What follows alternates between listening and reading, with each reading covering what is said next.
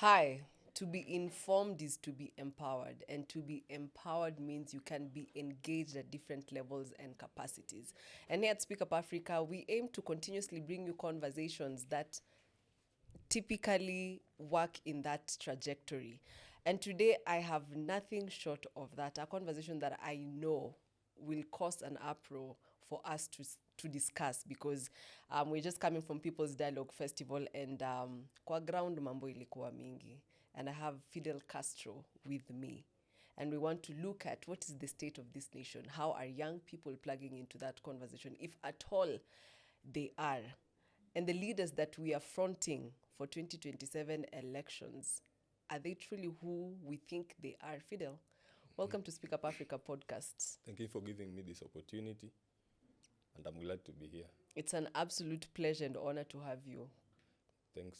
It's also good to explore a new space and discuss different things that progress us towards what we eventually want to have as a nation. Kabisa. And that's primarily why we're having these conversations. And I will take a deep dive with you as we begin. Before the cameras were rolling, you were saying Babu Owino might just not be the right choice, that he is not it from where you're sitting. How is that point of view looking? It's not that he's not it, but the Nairobi governorship race, the gubernatorial race, is a suicidal dream, if you ask me, and ask someone who looks at the lens of governorship in a broader lens. Because look at all governors we have had since devolution. Where have they ended up to? They are never a success story. Has Babu really utilized whatever he has in parliament? The airtime he has been given in parliament? No. That's why before this I was asking you, comparing Babu and Sifuna, why do you think you resonate with Sisindo Sifuna now rather than Babu that you have had since campus? Because you, at a normal day or when you use your social media or watch your news, you particularly hear Sifuna at the Senate. How many times have you seen Babu at the Senate, at parliament buildings speaking?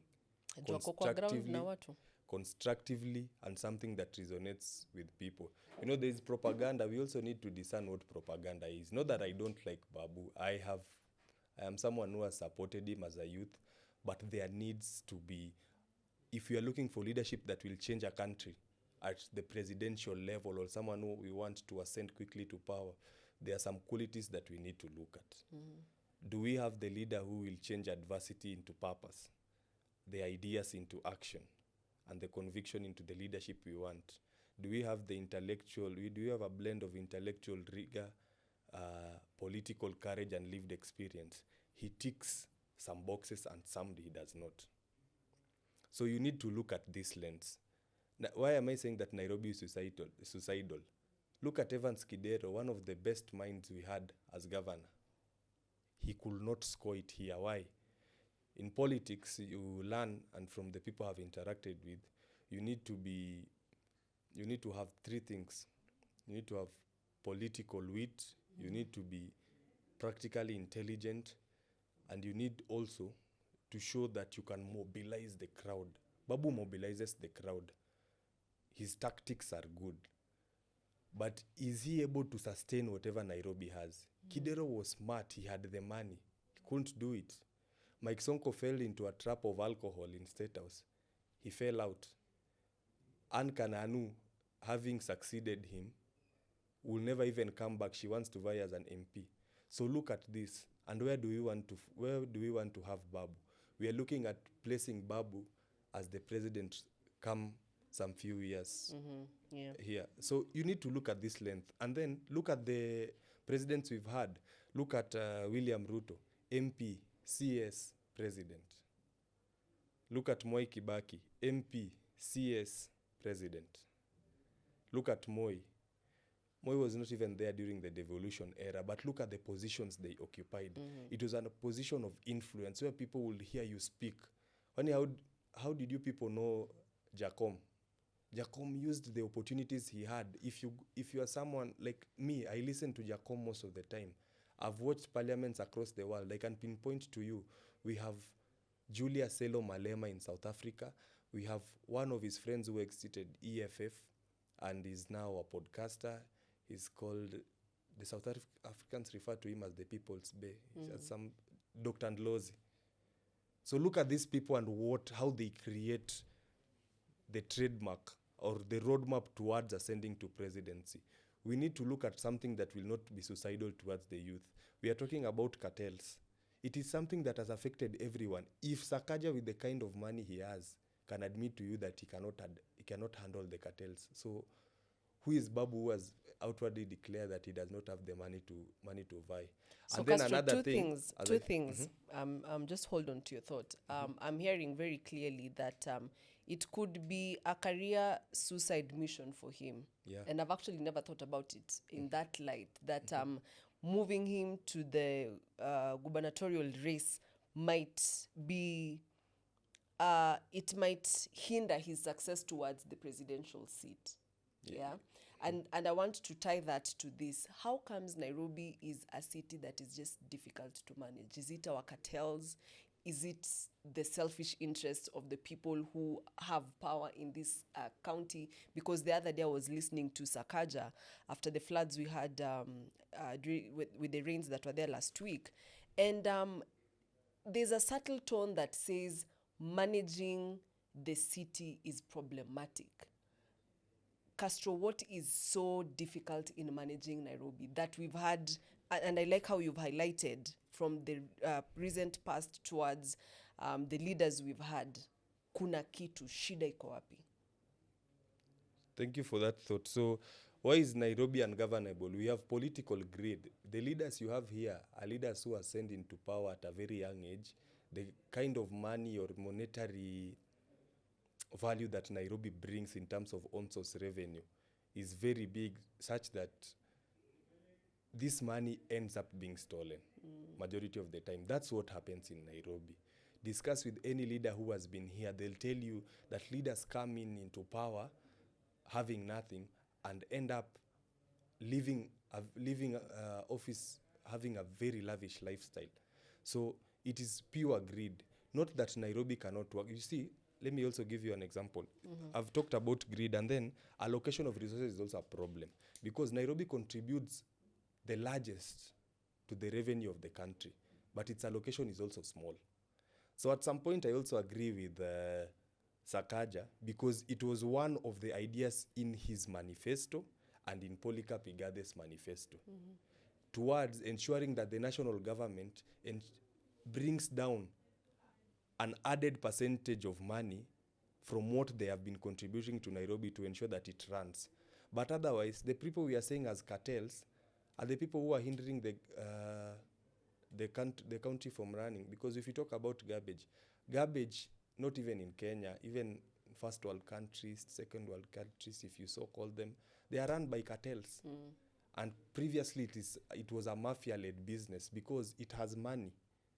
So you'll find, like you, in Nairobi here, you're not supposed to be paying for private companies to pick up your garbage. You pay it in your land rates. Yeah. Why are you paying that? Because the money you're paying, you do not even know where your money ends up at. That's one thing. If you dissect these issues in different lenses, you are able to understand that the problem facing Nairobi is above our youth and our leaders sloganeering. It is about sitting down and understanding what is supposed to be done. He might be the best, but according to me as Fidel, I'm saying that this is a suicidal mission. And if he attempts this, then he closes the road for himself. But you know, it is good to try risk. If you do not risk, then you're not man enough. Yeah. And then lastly, in getting the votes, I'd like to say this. Sakaja is a man to beat and Babu is a man to watch.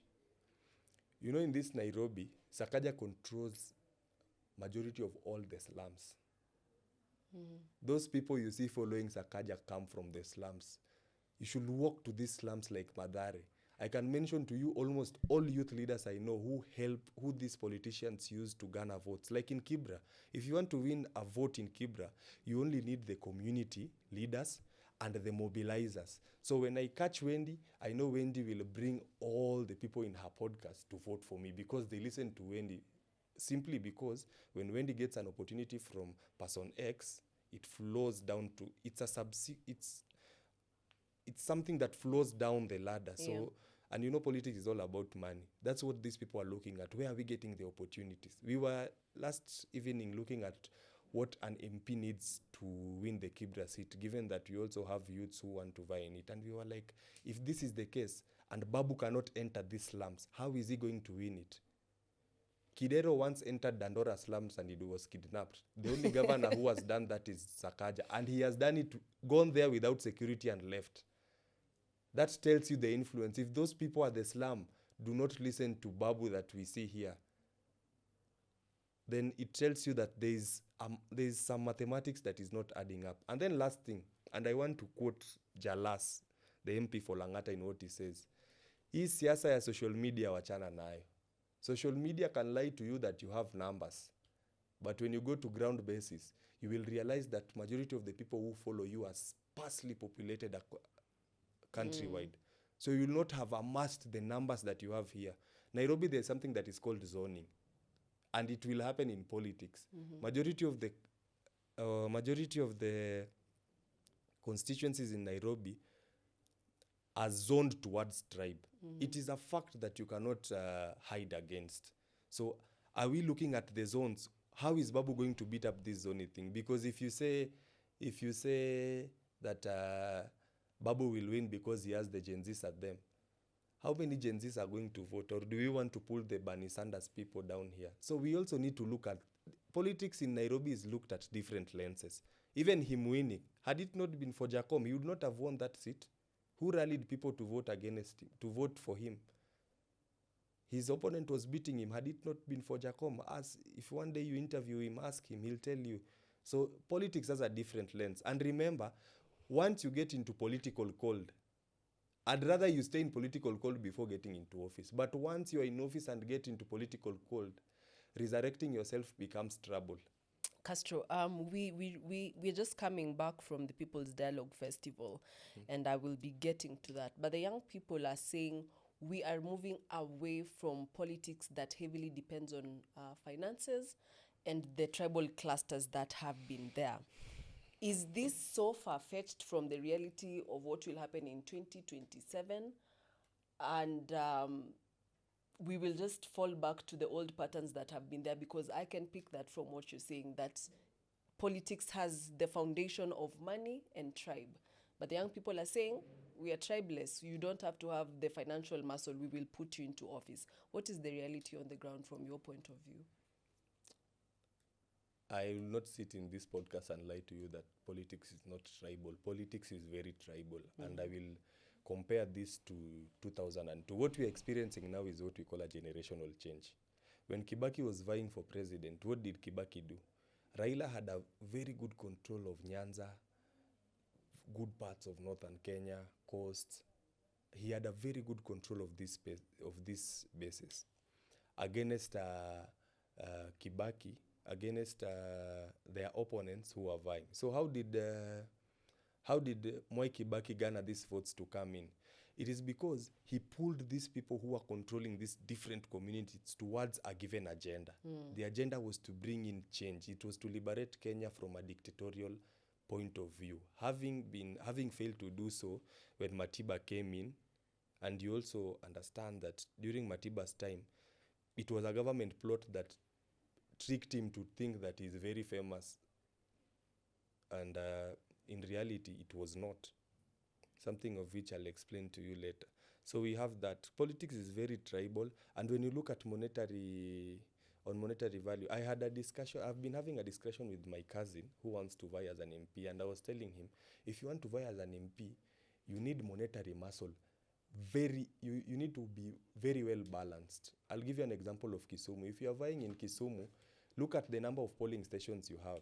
Look at the agents you have that will be tallying your votes.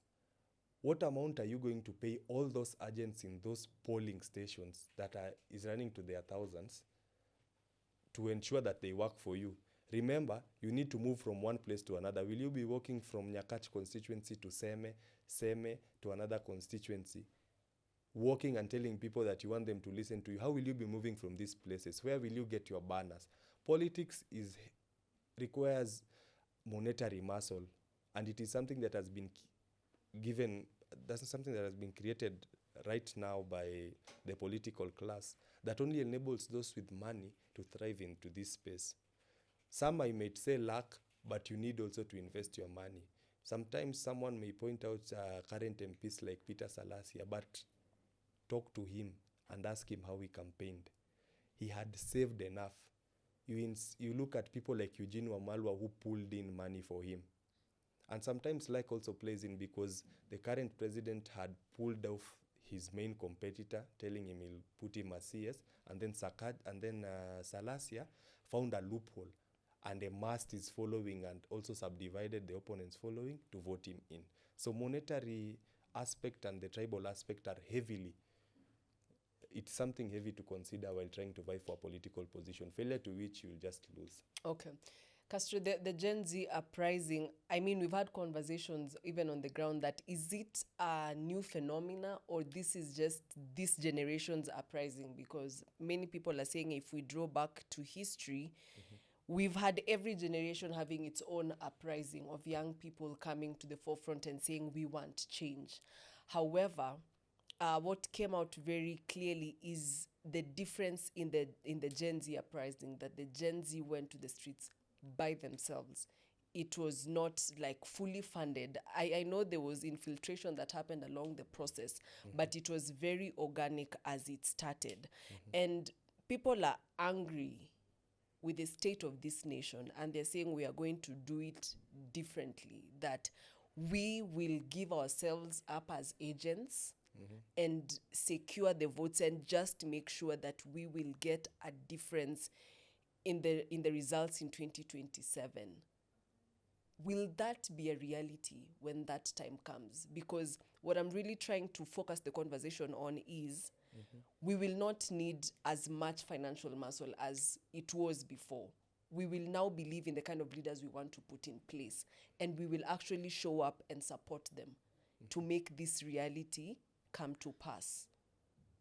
So will that happen, or do you think 2027 will draw closer and we will just go back to, I mean, you're not paying your agents, so your votes were stolen, you know? That has been the story for Baba for the longest, right? That people contributed their money, but agents hawakuangaliwa. So kura kwa ground ziliibiwa. Yeah. So I'll tell you that when tyranny and absurdity becomes a fact, then revolution becomes a norm. Why did the Gen Zs go to the streets? It is majorly because of the economy.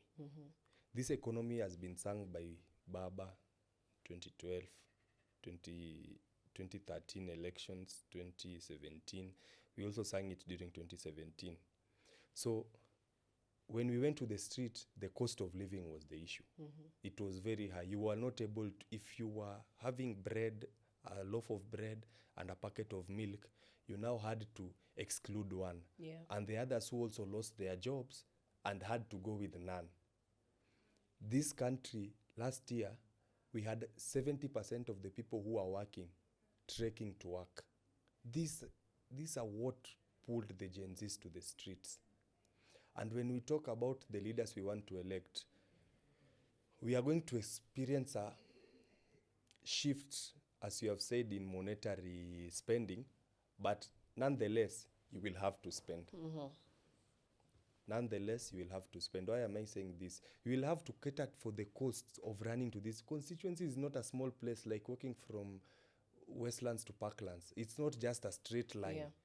You need to move to rural places, places which have untarmacked road, places which cannot be accessed by motorcycle, places which you need four-wheel drives. Look at four-wheel drives that the politicians use.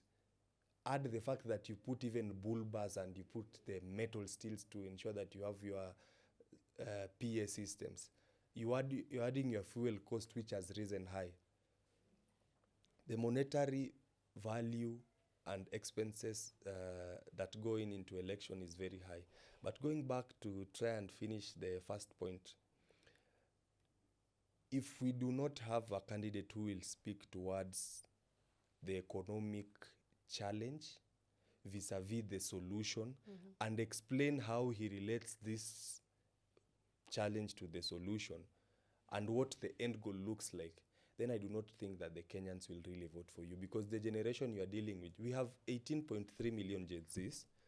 If we do enhanced voter registration by the IEBC, we will have a total of 14 million Gen Zs who will be eligible to vote by 2027. So with this kind of number, we are going to have a voter register of 28 million. Remove the fact, let's say you remove a miscellaneous number of, let's say, 200 people who will maybe have passed away or will just not vote. We will have a very big number that will decide on the people who are going to vote. So Gen Zs will vote largely, and it's not about the Gen Z. You know, we also need not to exclude this country that it's about the Gen Z. Gen Z have just done what is called political awakening. Has it been there? Yes, it was there during Young Turks' time, led by James Orengo and the likes. It is what they are pushing for now, to reduce the cost of living so that politics becomes about moving the country forward. In this country, we were speaking about something called Vision 2030. Where is it? We are not there. So our conversation will be largely based on the economy. And by the economy, I'm telling you that, let me give you an example. We are speaking about, you have heard the president going around saying that he will empower people. Empowerment during Kibaki's time was not border. It was not increasing the jobs in the informal sector by about 800,000 people who work in Mjengo. It was not reducing 25 shillings from the pay to total to 725 per month. It's not that. Relatively, if you look at the amount that has been reduced when the CS Treasury was talking about reducing, scrapping the tax for those people earning below 30%, it does not have any value. 725 is your fare for 3 days, and it's done. It does not add value to you because the inflation has gone up. The cost of living is too high that even if you reduce the minute 725 shillings to, it's just an example to them, it adds no value. So we need to look at the economy. How were youths empowered during Kibaki's time? We are complaining that we do not have jobs. The government cannot provide jobs to everyone like it's trying to say. The work of the government is to provide a favorable and conducive solution. How? By reducing domestic borrowing, which they are heavily doing. There's no way government can be borrowing over 800 billion. And Castro, I wanted us to pivot the conversation to that. We have a government and a president whose State House budget is being doubled, yet we have hospitals where cancer equipment is failing. We have schools where kids are being sent back home because they cannot afford fee. We have school-going kids who are going hungry. And on the other side of the same spectrum, we have a president who is on tours every other day. I was listening to one of our political leaders, and he was saying the reason why we are doubling the budget at State House is the presidential travel. Every time we move the president from one place to another, it goes into the sound of millions per day. We are heavily borrowing, we are in debt, and yet the systems are not working. What is our economic standing and positioning as a country? Our economic status, the country is in ICU, and the country deeply requires economic oxygen. And for us to give the country a favorable space to breathe, we must look at, I mentioned to you the economy. So let us look at where is the problem in our economy. You look at your surrounding, and the economy is on something that I call odious debt. Look at how the country is borrowing. Our country is borrowing heavily.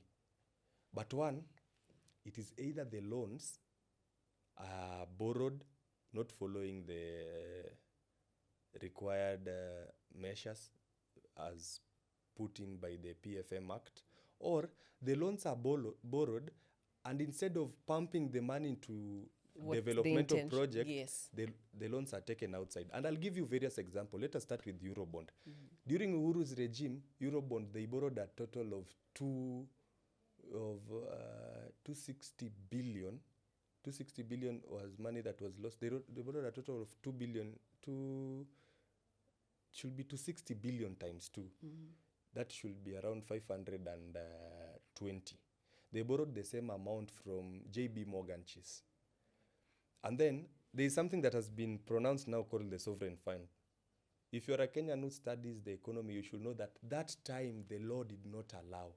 But they went and changed the act and they formed a sovereign wealth fund in US account where they put that money. So when the money was borrowed from JP Morgan Chase, the money went there. Half of the money, which is 260 billion, went to Qatar to a private account. But if you look at how we are paying our loans, we are paying for that money. The money never landed in Kenya. That is one. Two, you have talked about the president. If the president is printing to a tune of 2 million shillings per day, and we are not seeing the economy, is that not wasting of public resources? It is. If at a function in State House, the president can spend 124 million, and the list I once saw is that they spent 43 million on food. What are they eating that is not serving the rest? Or what kind of food are people at State House eating that is not serving the rest? Not that the president should not be served well. They should be served well, but the rate at which the money is being used is bad. Yeah. We talk about the Nyota Fund. 91.1 million euros was borrowed from, it should be IDA of World Bank. The money is a loan, but to the Kenyan youth, it is a grant.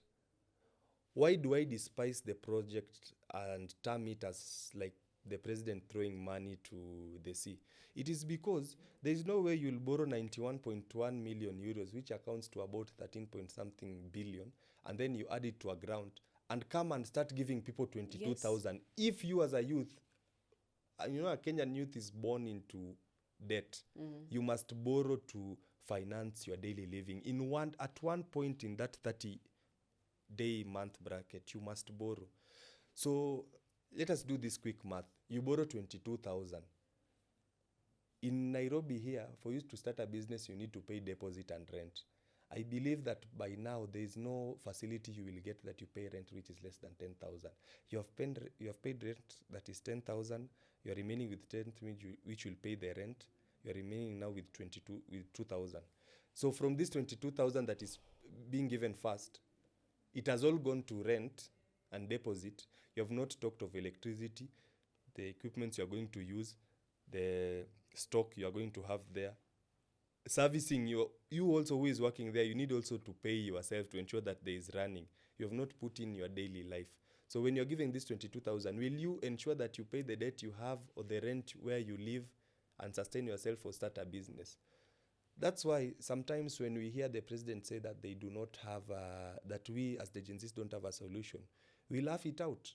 Yesterday I was looking at someone who started, there's a program that's called KYEOP. It came in before Nyota when Ruto was the deputy president during Uhuru's regime. KYEOP, there's a person who borrowed money from there using the pool-based system. He started a very big business on recycling. The PS Youth Affairs visited there recently. Imagine the PS visited there, applauded it, but cannot replicate the same thing. Yeah. The only solution to empowering a youth through this grant is something called tool-based or pool-based. By pool-based, I mean bring Wendy, bring Ongoya, bring Grace, and bring their group of 20 people, each getting 22,000 as the first slot for the first year. If we have 20 people in this thing, we have 440,000. What kind of a business can 440,000 start? We can start a car wash that can wash almost 20 cars at a go. So we are not reasoning to that. What the president is doing is political signaling. And adding salt to injury, the president is traveling with choppers and the other people, they are using money from these ministries going there. We have the PSS, we have the governors, we have very many people going there. They're going to these places using public funds, using fuels. Is it hard for you just to press money from your office and it disburses to everyone? Yeah. We need to look at how we salvage the money we have. Moving from one place to another will not salvage you or blind people to the fact that you have had an economic failure, because the president has scored a strong E in terms of performance. If I show you the projects that the president has done and completed vis-a-vis whatever he promised, which are 257, he has only scored 9%. So people are fighting because there is a reason. That's why Gen Zs are going to the street. But the reason as to why they are very outspoken is because you will find that some of the youth who are going there have looked at the problem, studied it, and are now bringing out solutions towards what is going to bring in change in what they have. When you look at Talanta Stadium, there is no way we can build one of the world's most expensive stadium. Lindsay Financial Company Limited is giving us this a loan of 44.79 billion, which we will pay at an interest rate of almost 100 million in the 15 years we are going to pay. Look at this loan we are taking vis-a-vis us building academies that will nurture talent in Kenya. Remember that when a player who comes from a country goes to a different foreign club, money goes back to the federation. The federation then uses the money to pump it into the league, which sprouts investors to come and build things like stadium, clubs, and things like those. So we are building this stadium. It is the monetary value that it is, first of all, bringing us to a negative, because there's no way we are going to pay almost 150 billion in this stadium, and it will not be returning this money equally. Remember, 500 million will be taken from sports fund each year. For the 3 years that the president has been here, what have you seen the president do, or through his Ministry of Sports with the sports fund? We need to be asking these questions. Where are these things going? You look at Shah. Castro, I want to bring you to that. That's a very good point, because you mentioned it earlier in the conversation, the element of accountability from the people. Allow me to also say this. This, the Nyota Fund, the Uwezo Fund, all this funding that is going around to our people. Number one, the way you've highlighted, it's a loan. We are already in debt. And why would someone give you a loan and the sustainability for the projects that you're starting is not there? You have highlighted very well, just from the point of inception, how do you start building these businesses? But look at the consumer bulge of this country. We cannot start businesses if these businesses will not have consumers. And then also, to cut you short, is that not every Kenyan can be a business person. We are living, that is fallacy. We are living in a world where we want to paint things that are not, things that can generally not happen. There's no way me and you will start business everywhere. Who is going to buy those things? The days we are all selling shoes, we are all so why did we even go to school then? And we also need to look at, okay, all of us are starting business. Where is the customer base that is going to buy this business? That's why I told you when we were starting that the purchasing power of the citizen has gone down. Simply because there is no monetary flow here. All money that we collect is used towards servicing debt. For every 100 shillings, 78 shillings is used towards paying debt. So 20 shillings is what remains in every 100 shillings for the country. Remember, these 20 shillings, you have not paid recurrent expenditure. There is no development. When they borrow money for development, it goes towards other things. So we have poor physical planning. And this thing is brought by very well calculated corruption.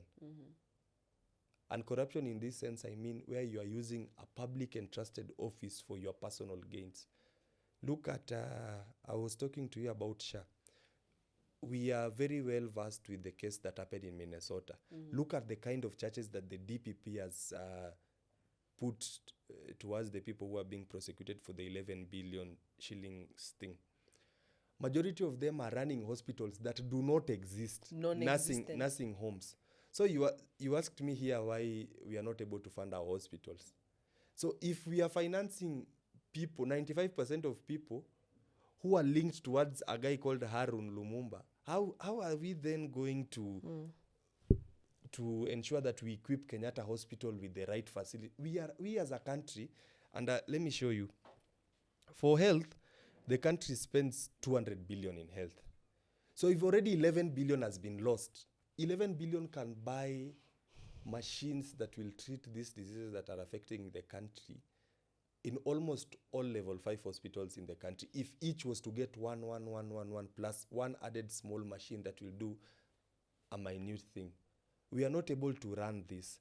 So you ask yourself, Are the Gen Zs or the youth right towards protesting?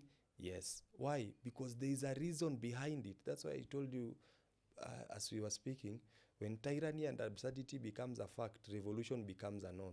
Today, as we are speaking, there should be a report on the 10-point agenda. Yeah. If you look at that report, there is somewhere where they talk about health. There's somewhere about they talk about auditing the public debt. If we audit that debt, believe you me, we will cancel the Eurobond. Even if it is supposed to be paid for the next 10 years, it will not happen. Majority of these loans that you see the president flying out to Switzerland, he takes a loan, they are not even, the government is not even consulted through parliament, which is supposed to approve. Majority of them will be scrapped off, and the country will not lose anything, because even to the banks, when you're issuing a loan, you must follow the steps that are required. The government says, and in Kenya, the constitution is supreme, the supreme law of the land. It says that before you borrow, you must have direct and official approval from parliament. Were they followed there? And are these loans that we are paying, were they used for the right purpose? We talk about food insecurity in Kenya.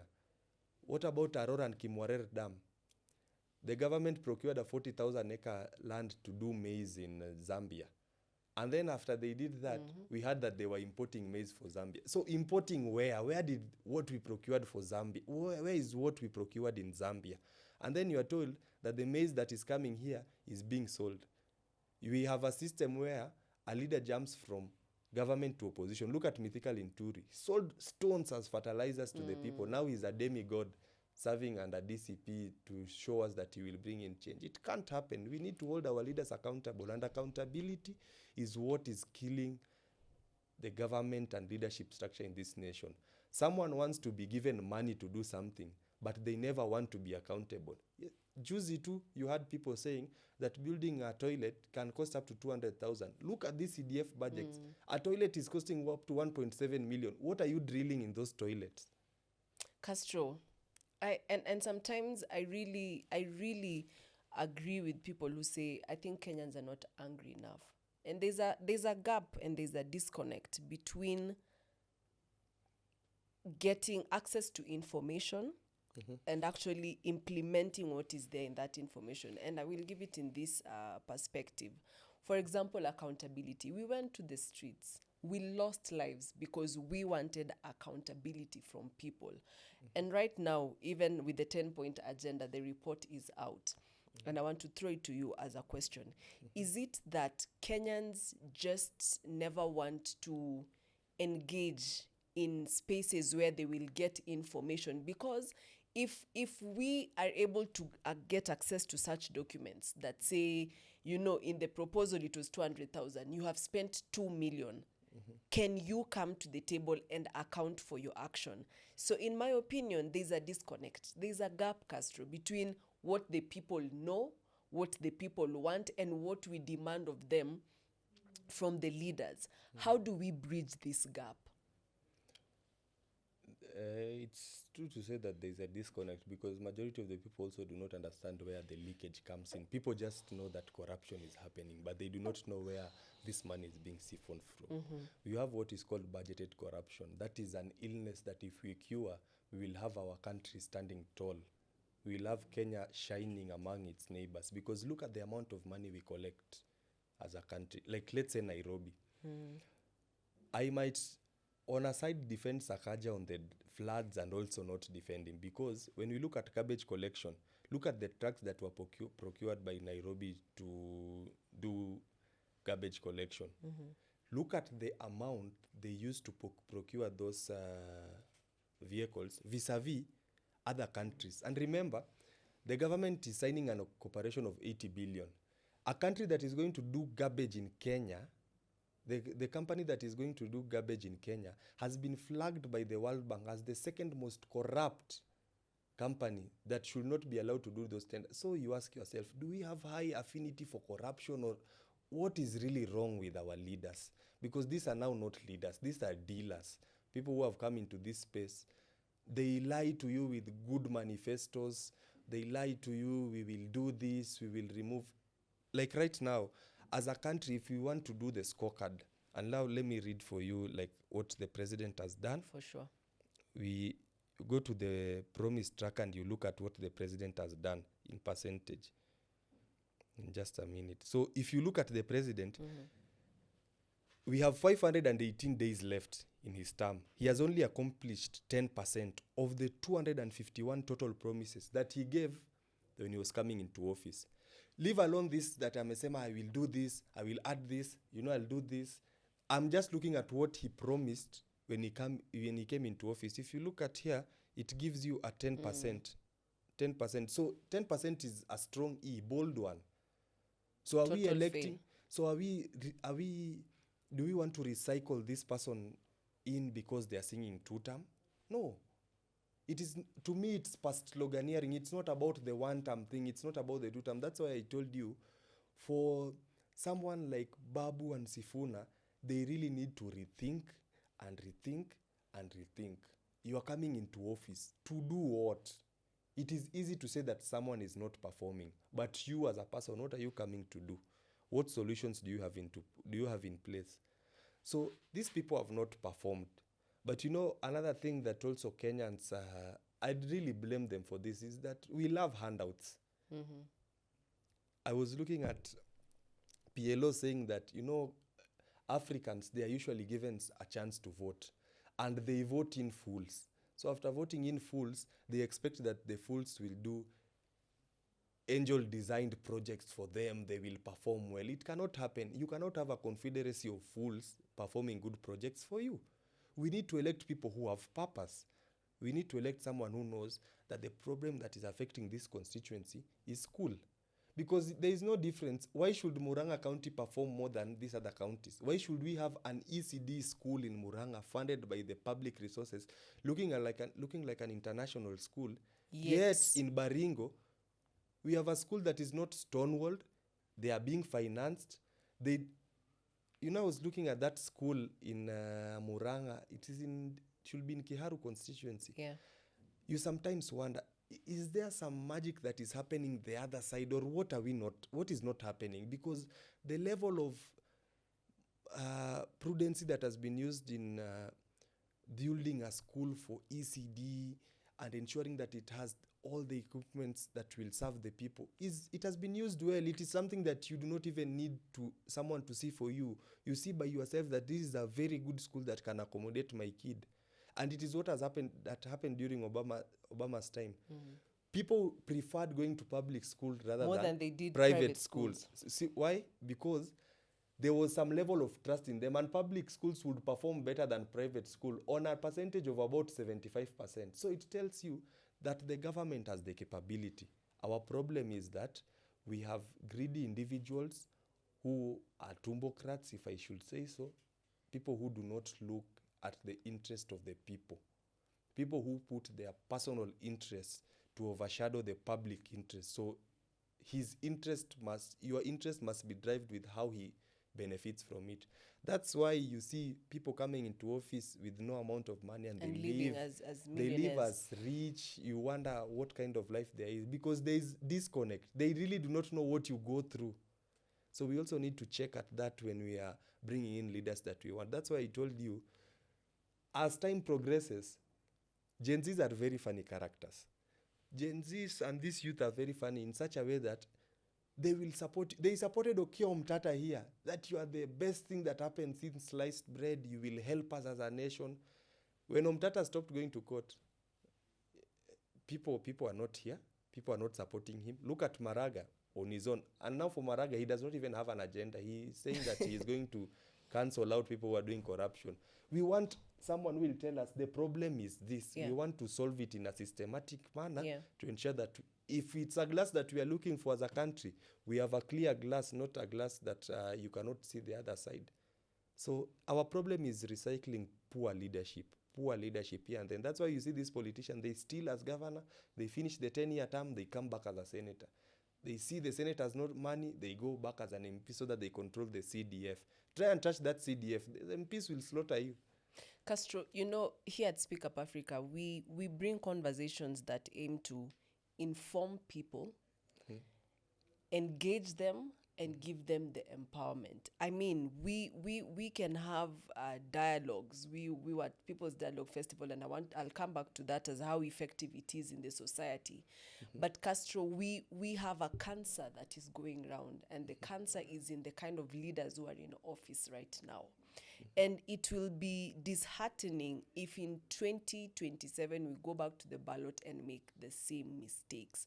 But the big question is, then how do we make more informed decisions when it's coming to voting?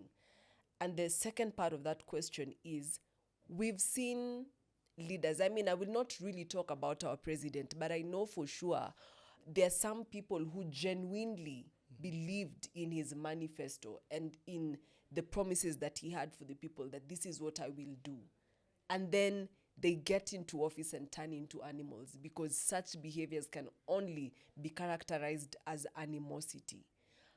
How do we make the turnaround, Castro? Because enyewe mi saa ingine it gets to a place where I'm like, shukisha, kila mtu aishie, manze tuanze upya. But practically, that is not possible. We almost had it in 2024, but that chance bypassed us. So right now, where we are as young people of this country, how do we plug into ensuring we have a turnaround and we have a difference in how we put our leaders into office and have them in check? The problem is, I've heard you say that in 2024 we almost had it. But I also want to correct you that the solution is not, the revolution in this matter does not necessitate that we take our country to the route of Libya and Egypt and South Sudan. No, it's not that way. We should follow the democratic process. That's why as you earlier said, Kenyans are not angered enough. We are not still driven by, I pay taxes, but I'm not seeing value for the same. I am taking my child to school, but my child is failing because there is no textbook. My sister is dying in hospital because there are not drugs. When you go to Kenyatta Hospital, they collect a revenue of about 100 million, but they cannot finance their drug system, such that when Angela goes there, Angela is told to go and buy medicine from outside. We are not looking at this thing at that lens. When we start looking at this thing at that lens, that is when you'll see that, and I'll give you an example of Mount Kenya. Majority of the MPs in Mount Kenya don't go for 2 terms. They usually just shift. You perform poorly home. I was there on December last year. I sat with some wazes. I don't understand Kikuyu dialect, but I had a translator there with our team that we came in from, with youths from Nairobi.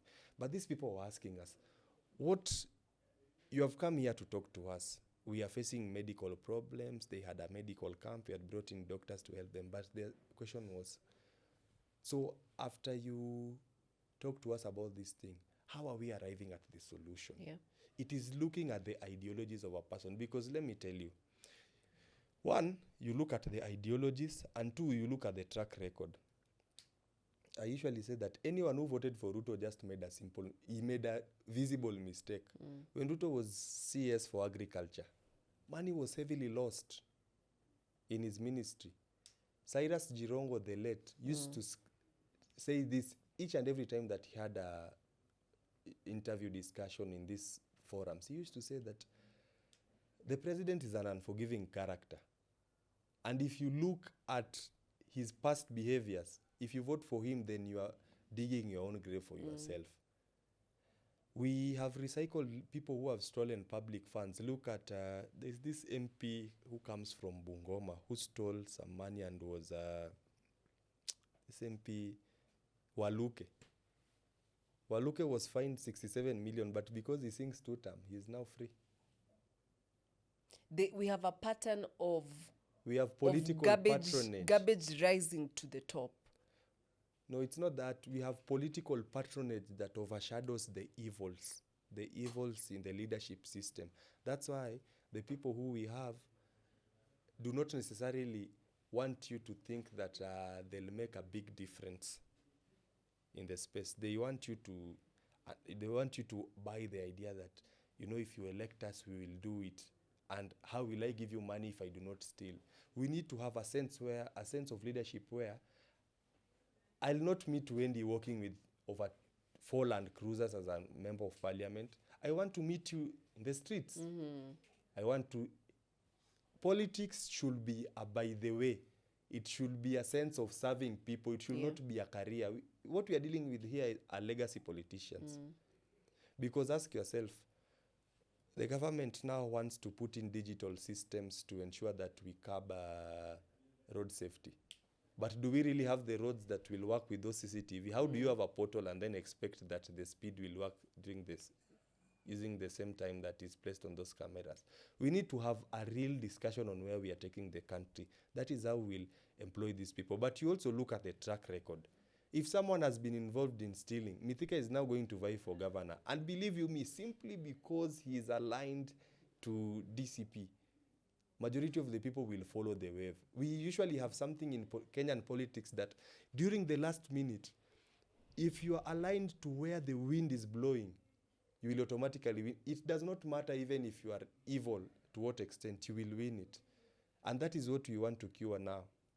That is what we will cure by looking at someone's ideologist, his past, what he has done in his different capacity. If you want to curb this thing, we also need to employ different lenses of view so that we see far. We look at his short-term, long-term, and mid-term goals. Are they what really aligns with us?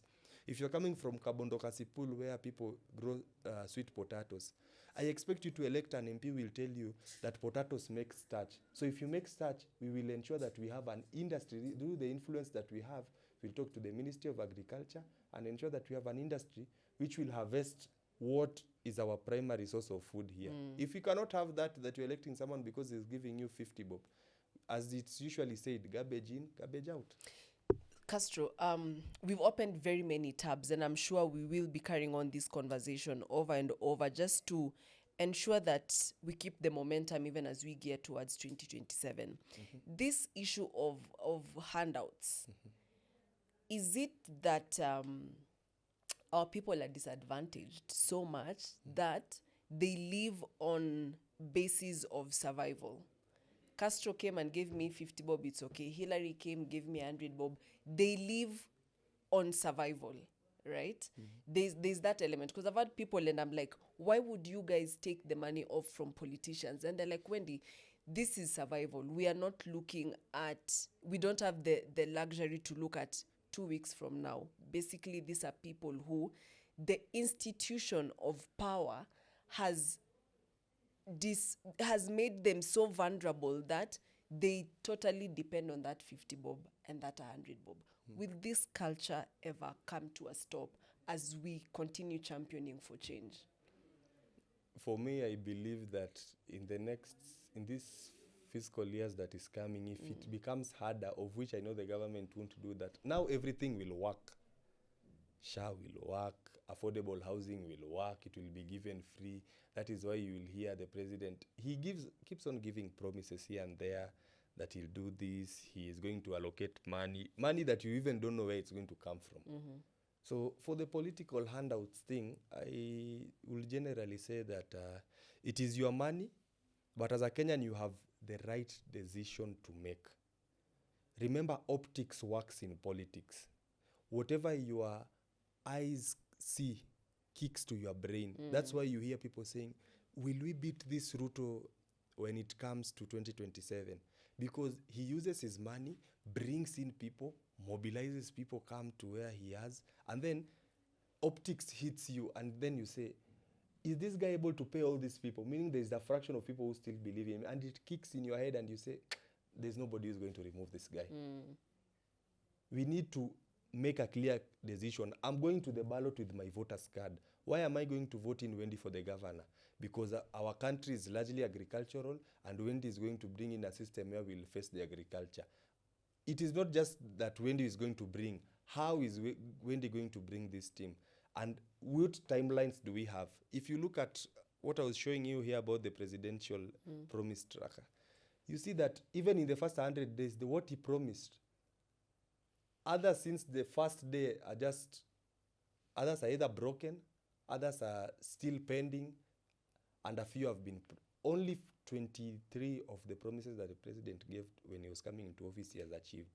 So it is about how are you going to salvage the situation, when, using what means, and what are we supposed to expect when you come into office. If we are really going to do this thing when electing our leaders, then we are going to bring in change. Like, let's say a governor whose county has been riddled in corruption should come into office. As he implements whatever he had promised, there should be a parallel investigation into how money has been used. I'll give you an example.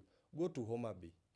95% of the projects you people see in Homa Bay are either donor funded or from the national government. Where is the 4.95 billion that has been allocated to Homa Bay? If we cannot ask this question, you will sing the song of the governor, because she can steal money and lie to you that, you know, I've worked. Remember, I told you that we have political patronage that is preventing accountability. If you can sing the tunes of those in power, if you can oil their pockets, then you are free from being accountable to the citizens. So we also need to check this. What has the county done? Till when will we sing that Shah has gone to a hospital that grass is as tall as a 6.3 feet human being? What was Shah treating there? Was it adding fertilizer to grass, or was it treating human beings? We need to have this discussion. That's how we are going to elect our leaders. Electing someone, as I said earlier, who will turn your adversity into purpose, not just by words, but by showing you, I will do this and this, the ideas they have into action and their conviction into leadership. And all in all, they must be wrapped in a blend of intellectual rigor and having the political courage to do that which most people can't do. And it's with lived experience that we have seen. So much to be unpacked, but we cannot end this conversation without bringing the fundamental and pivotal part of our conversation, even in our nation right now, the young people. You and I are young people. We met at a forum where, actually, let me start with that. Do you think forums like People's Dialogue Festival are effective and they actually translate into proper change when it comes to system? And this speaks largely into the power that civic education has on our people. Do you think it's effective? It has any effect on systems and institutions? Yes, it has an effect on expose. I told you about Maraga. We met with Maraga. The last time I think we met physically was during the 7th edition of the PDF.